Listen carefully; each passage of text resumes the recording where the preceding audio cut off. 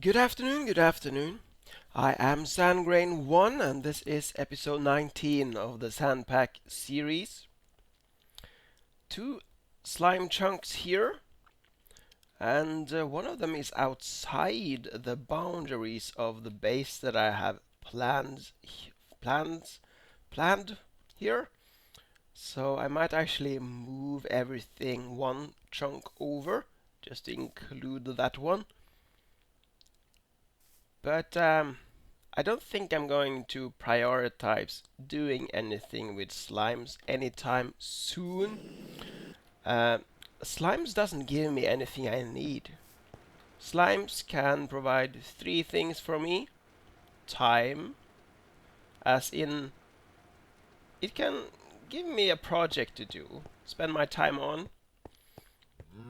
The other thing is slime balls, which I can actually create. There is a crafting recipe for slime balls in Forestry, so I don't really need the slime balls either. The last bit is experience, but when I'm standing here, you might discover the reason. Actually, it's not working now because it's nighttime. But these bees have the explorer effect, which means that they give me experience. All I need to do is to just stand here. Let me show you. Some viewers might have seen generic bee breed 24 of these bees. So we created an XP farm with 24 alvearies and 24 of these queens. But yeah, you can see my experience is going up.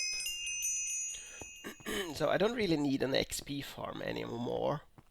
So I can sort of focus on modded content. I can focus on mod content. So yeah, this base here needs an overhaul, and I want to do something here. I've been postponing any work here because I'm kind of scared about the size of this. It's the primary problem is actually to decide where to put things. Now, it's a fairly large area here, but when you look at forestry stuff, it takes up quite some space. This is actually a 64 long quarry marker there, so this extends a little bit further.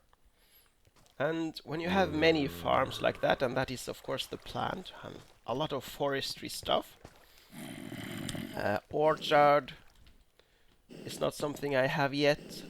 Vegetable garden. Not all of them needs to be that big, but when I'm starting with bee breeding, let's say like 18 alvearies or so, it takes up a lot of space. And then everything has to be sort of bound together with resources traveling between different systems. It's a lot of work, and I've been a little bit afraid of starting on it. But I've decided to build a multi-farm today. The forestry multi-farm system. And I think I'm going to create a peat farm. So the recipe for the farm blocks looks like this. 2 copper, electron tube, tin electron tube, creates these farm blocks.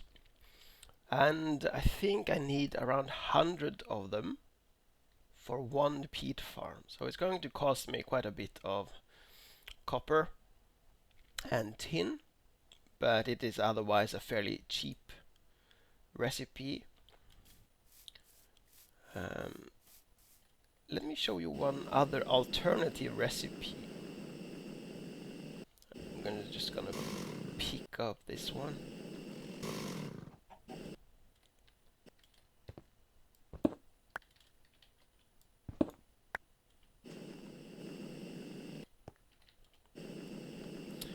Yeah, Sanjir, who is the author behind Forestry, added an alternative recipe. Um, so I can, by combining an old farming block with the item of my choice, I can get 30 of these farm blocks. So that's an alternative to making them from scratch, but I will 30 is very far from what I'm going to need, so I will need to craft a lot of these here as well. I've been doing some experimentation in creative just to see how large I want the farm to be, how much energy it's going to need, and stuff like that. And we will take a closer look at the alternatives. I've just simply constructed two blocks here out of normal bricks, just to show you the sizes that I have sort of been testing the most. This is there are five different sizes when it comes to the multi-farm machines. This is the second biggest, and this is the biggest one. This is using 60 farm blocks, and this is using 100 farm blocks. Farmland around this is 180 farmland, and around this is 156. So this one is actually more efficient when it comes to the number of farmland that we'll get per farmland block. It's closer to 2.6, while here it is 1.8. Of course, this is also far more expensive. 200 copper, for example. This is 120 copper. So, however, that is the initial cost, right? So the initial cost of the construction is going to be 100 farm blocks and 60 farm blocks. But are those numbers really interesting? Because the initial cost is, well, it's a one-time cost, and when we look in my chest over there, I'm not going to run out of copper and tin anytime soon. So that cost is less of a concern. What is far more interesting when dealing with automating systems, at least in my opinion, is to think about the infrastructure around.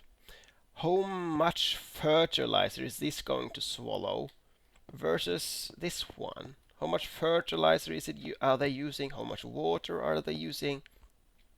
But maybe most important question is, how much energy do they require? How much energy is required to keep up with, for example, peat farm? If there is 180 farmland blocks around here with peat maturing, how much energy would be needed to keep up with that production? And that's what I have tested a little bit. If you build this one, you will need 2 Minecraft joules per tick in order to keep up, and then there is actually a little bit to spare. So 2 Minecraft joules per tick is slightly more than it needs, but I would probably use 2 Minecraft joules per tick for that construction. If I built this, then 2 Minecraft joules per tick would actually not be enough. Then if you wanted to always farm all matured peat, then you would need to give it 3 Minecraft joules per tick.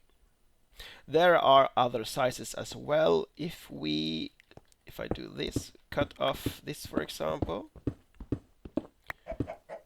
so make it 4 by 3 by 4 instead of 5 here. Um, so that would be 64, no wait, 48 blocks. And it would give 110 farmland blocks. So that is actually more efficient, space efficient than this one, I believe. I didn't do the math there. This one still required 2 Minecraft joules per tick. One with only 1 Minecraft joules per tick, it would be some peat blocks that would be unharvested.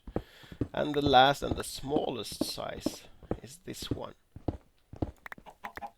With this construction, it is enough with 1 Minecraft joules per tick for the actual farm. One thing that I forgot to look into when I tested this is the infrastructure around, because the farm will need water, and in order to provide water you probably need a pump, and the pump would need energy, and then you need to create bog earth, and bog earth can be created in many ways. Do I have any examples of that somewhere? I do of course have the current peat farm, and in this peat farm I'm using the simplest and most expensive recipe. I have a water bucket here, and that provides and gives us 4 bog earth. The alternative is to place a water capsule here. That would give 6 bog earth. But then you need a system to fill a capsule with water, and a bottler, for example, would need energy to do that job. So there's a lot of infrastructure around these farms that I've never really planned out before. So I'm just going to wing it, sort of. I'm just going to take those problems as they arise.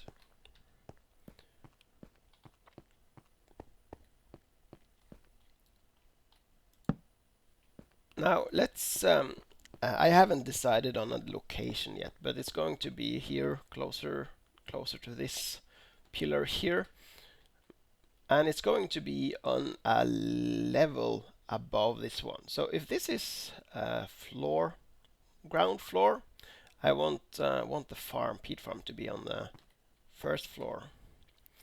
And in my buildings I like to have 5 tall floors, so 1, 2, 3, 4, 5. That is sort of the inside of the room, and then I will have a floor that is 3 blocks thick. So this is going to be the floor with the peat farm on. Actually, the peat farm is going to be inside the floor. This is going to be where we can walk on top of the actual farm. So this is going to be the roof, and this room here, and the farm is going to be inside the roof in a room below here. So I'm probably going to start a filler to fill out a platform here where you can place the farm. Let me do that. I've already shown you one new bee, so I thought I could just as well show you the other one. Kind of boring here, a fairly normal forest queen, but when we click here you can see that it is a flyer. So I went on a bee hunt, explored a forest, found a few forest beehives, and I got lucky. 2 of the princesses I found had the flyer ability, and eventually I managed to transfer that trait to a drone as well. So I got the one pure drone and 1 pure princess, and the result is that one. So I'm now currently breeding the flyer trait into my cultivated and industrious bees. So I created a platform here, 2 layers. The bottom layer here is of course the ceiling for this floor, and it should be 5 blocks up to there. Then one divider, and up on here I should have dirt or grass, and of course the bog earth that will mature in the farm. This is on the edge of my loaded chunks, so this is sort of on the outside, this one. I want to have a border with stone bricks, and then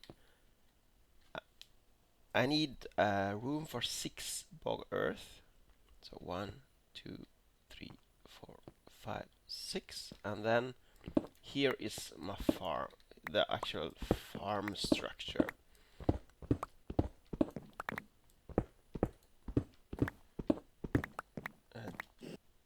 Was that 5 by 5? Yeah, no, 5 by 3.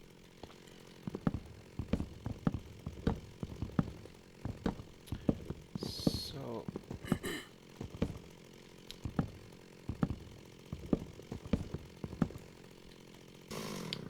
putting this in the floor. So this is sort of the top layer of the farm, and then it's 4 tall. Let's see here. Should I mix in some? I have 3 types here: farm blocks, stone bricks, mossy stone brick, and cracked stone bricks. But up here is mostly going to be hidden, so I'm going to use just the normal stone. So now I need to go down. Same here.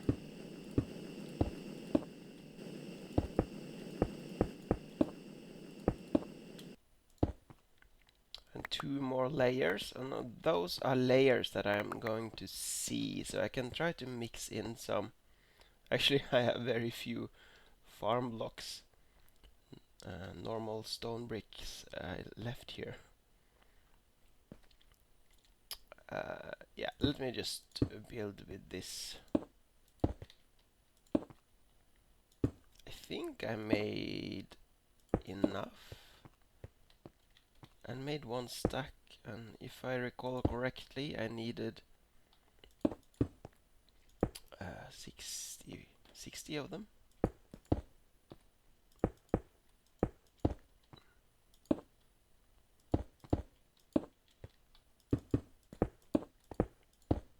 So this should form a farm. Let's see. Yeah. So this is the farm structure. We now need to code it. We need to program it, I guess it's called. And I have prepared a little bit over here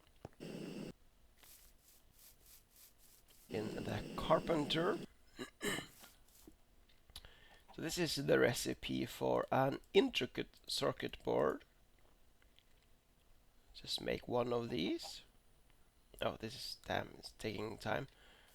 And I believe I need 10 electron tubes, 4 of them. I might remember, I'm not certain, might remember wrong. And I need this soldering iron to combine the tin electron tubes with the circuit board here. Let's see.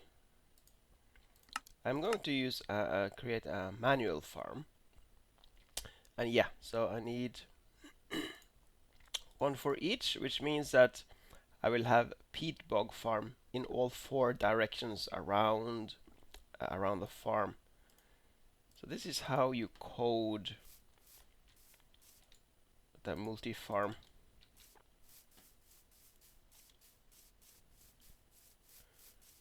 Now we just insert it into the farm. this is a manual farm, so I will actually need to manually plant the bog earth around the four sides of the farm. But yeah, you just put it in there. Now it is coded.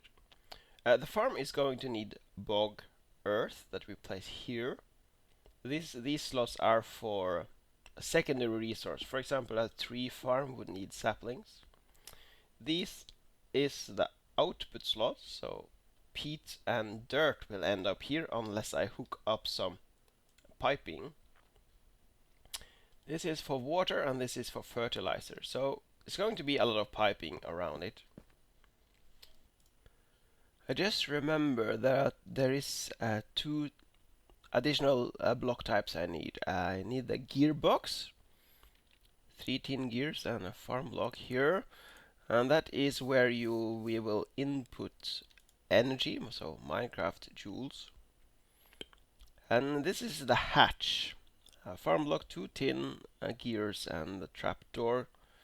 And this is where I can extract items and pump in resources that a farm needs.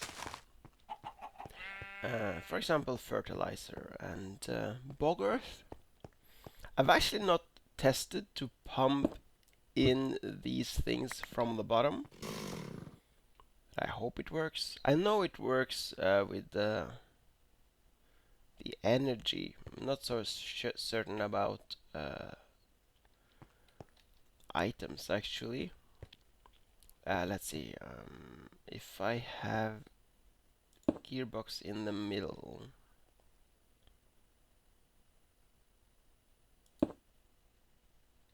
Doesn't matter too much, I guess. Let's see if it is reforming. Yep, reformed. And now I'm ready for the program.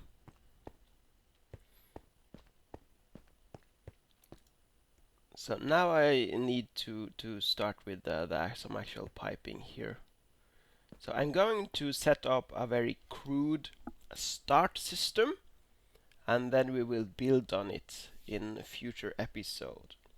But let me just mock up some temporary systems around this. So here it is, the peat farm. The bog earth has been placed, and as you can see, a lot of the bog earth has already matured into peat, so it's ready to run. So now I just have to, this is highly temporary. I have set up a very simple bog earth factory with the bucket. Oh, that was probably not a good thing.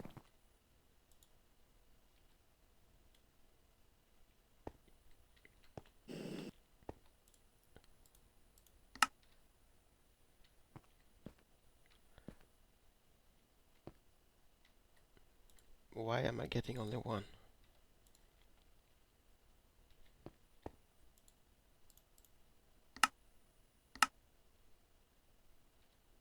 It's too fast.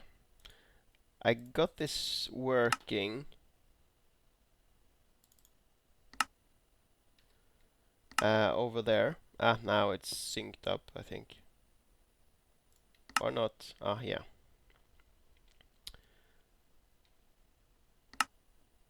Yeah, now it's working. And it's filling up here. And let me start the engines here. So this is a farm that needs 2 Minecraft joules per tick. And after a while we should see stuff coming down here. Set that one up. And like that. I can put this in here. And the peach is now coming down, I believe.